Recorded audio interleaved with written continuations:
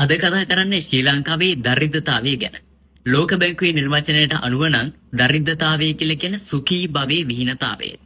තේරණ සිංහලෙන්ම කියනවා නම් යහපත් ජීවන තත්ත්වයක් ගත කිරීමට ඇති හැකියාව අහිමි වී යාම. ලෝක බැංකුව කියන විදිහට දවසකට ඩොලර් 3.65කවත් ආදායමක් උපය ගන්න බෑ කියලා කියන්නේ දරිද්‍රතාවෙන් නැත්තම් දිලිඳුකමෙන් පෙළෙන මිනිස්සෙක්. ලංකාවේ රුපියල් අගයෙන් කියනවනම් දවසකට රුපියල් 1080කවත් ආදායමක් උපය ගන්න බෑ කියලා කියන්නේ දිලිඳුකමෙන් පෙළෙන මිනිස්සෙක්.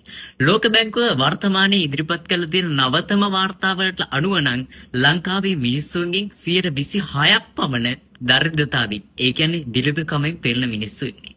හරියටම ගත්තොත් ලංකාවෙන් 4න් 1කටත් වඩා වැඩි ප්‍රමාණයක් දිලිඳුකමෙන් පෙළෙන මිනිස්සු.